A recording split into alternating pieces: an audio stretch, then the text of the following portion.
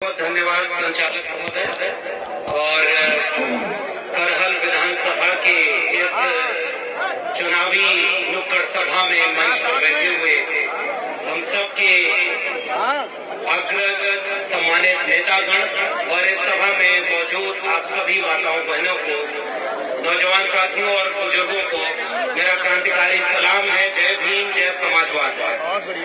मेरा नाम डॉक्टर लक्ष्मण यादव है। मैं रहने वाला तो आजमगढ़ का हूँ, लेकिन कई बार होता है, हम 14 साल दिल्ली विश्वविद्यालय में पढ़ाते रहे, प्रोफेसर रहे, लेकिन ये खतरा महसूस किया कि जब आपके बोलने की आजादी छीनी जाए, आपके बच्चों की शिक्षा बेची जाए, संविधान पर खतरा मंडरा रहा हो, और उस वक्त में इस बात का इंतजार नहीं किया जाता है कि आग जब आपके घर तक पहुंचेगी तब उसे बुझाने के लिए आप दौड़ेंगे।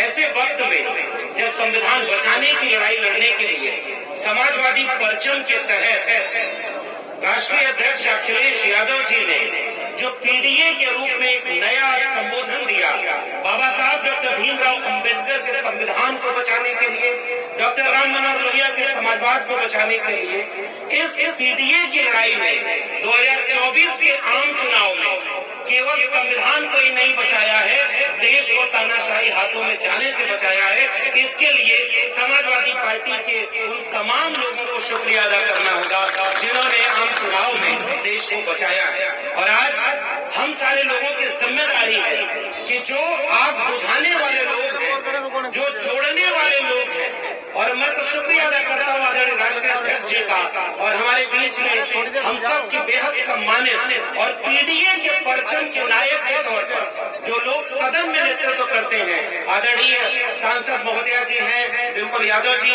हमारे आदित्य जी हैं, वो पीडीए का परचम जब संसद में पहुंचा तो उस परचम ने देश को ये उम्मीद पैदा कर दी है कि संविधान बचाने की लड़ाई आज की तारीख में पूरे देश में कोई लड़ सकता है तो वो समाजवादी पीडीए ही लड़ सकता है। और इसी उम्मीद के साथ हम आपके बीच में आए हैं।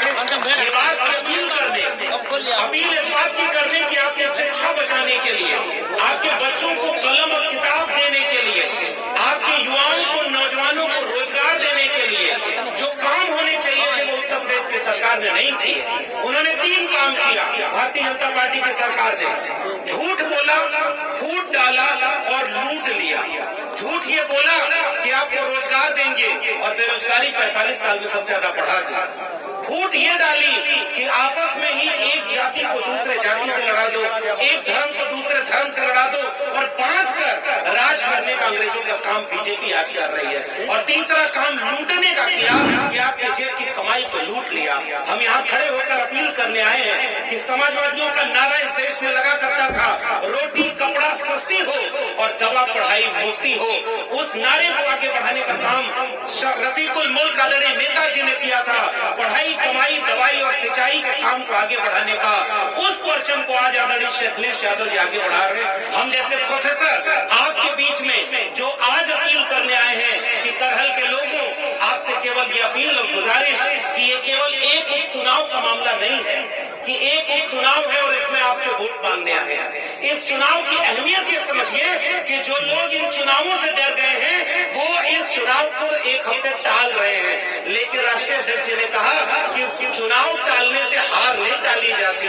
इसलिए मैं आपसे गुजारिश करने आया हूँ कि पढ़ाई, कमाई, दवाई, सिंचाई के लिए, संविधान बचाने के लिए, डॉक्टर अम्बेडकर और डॉक्टर लोहिया को विचारों को बचाने के लिए आदरणीय तेज प्रताप यादव जी को साइकिल पर भारी बहुमत से जिताइएगा। इसका असर लखनऊ में भी होगा और ऐसी जीत हो जिसकी गूंज दिल्ली तक सुनाई दे। बहुत बहुत धन्यवाद।